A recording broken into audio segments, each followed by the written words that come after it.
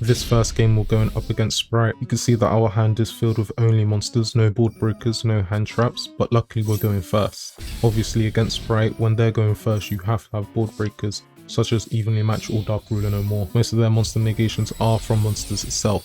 Obviously going first you don't know that you're going up against Spright, but regardless of what deck you're going against, I'm always going to advise you to protect your cards. Now, due to the way Cipher X works, the ordering of which you protect your cards is very important.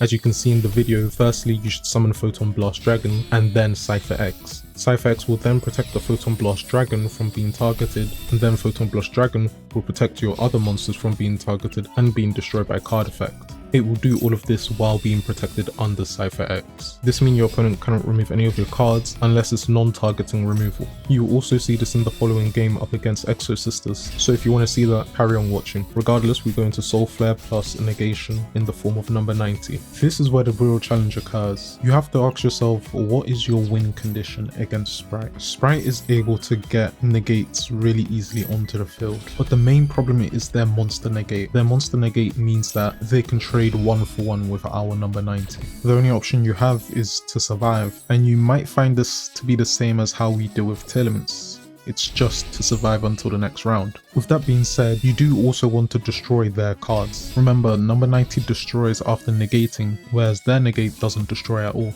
Now my opponent actually does a misplay here. Firstly, we go back and forth chaining off with each other, destroying and negating each other's effects.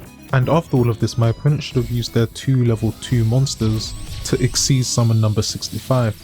Number 65 should have attacked the number 90, bouncing it back into the deck to prevent my negation from occurring next turn, and then proceed into Zeus. This means my opponent would have Zeus plus a monster negate on the field, and they wouldn't be able to board wipe instantly, otherwise they would wipe away their monster negate. Regardless, even in this situation, Galaxy Eyes would have came out on top. What I would have done during my turn is special summon Afterglow, then proceed to go into full armor using the Galaxy Eyes Photon Dragon and Afterglow and an in-between such as Tachyon or Prime. I would have attempted to destroy one card, forcing the opponent to negate it using their monster negate, which doesn't destroy due to Blast Dragon being on the field. Then I would have gone into Cipher Blade Dragon, forcing my opponent to board wipe, but I would have still had a chance in hand ready to go into number 62. In this situation, they only have one monster negate, which is fairly easy to bait out. All you have to do is go into full armor, proceed to attempt to destroy a card, you go into Cipher Blade, and then proceed to destroy another card. Bear in mind their negation doesn't destroy your card due to Photon Blast Dragon existing on the field. This means we can use full armor and Cipher Blade back to back without any consequences. This could only have been done with Photon Blast Dragon, and I do want to emphasize that in Master Duel, Photon Blast Dragon is such a powerful card, and you'll see why in the next duel. But for this Spright matchup,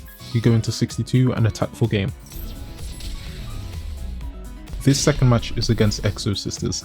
Now you're going to set up your usual board, which may consist of Cipher X, Photon Blast Dragon, number 90 and Soul Flare. Once again, if you're going first, you obviously don't know that they're going to be playing Exosisters unless they have an Exosister sleeve. Regardless, Exosisters is surprisingly one of Galaxy Eyes' easiest matchups. This is because most of their interruption comes from their monster effects, specifically their Exceeds monsters, and pretty much all of them, with the exception of one, target. Even their monster negate targets. This means doing that Photon Blast Dragon plus Cipher X combo is pretty much the equivalent of putting a Dimension Fissure against Telements. You pretty much cripple them and they cannot respond at all. I do want to remind you that you should use Photon Blast Dragon first and then Cipher X second.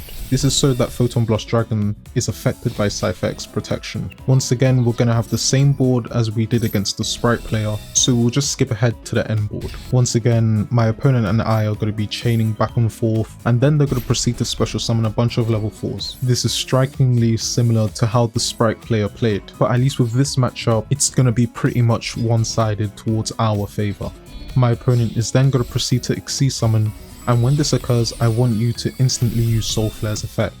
This is because you want to destroy that Exceeds monster as fast as possible before they can use the effect, which adds a card to their hand. You do not want them to generate any value from Exceed summoning. This is why Galaxy Eyes has an easy matchup against Exosisters. You first prevent them from using their first effect, which requires them to target and to banish or destroy a card, and then you proceed to not allow them to use their other effect, which allows them to add a card.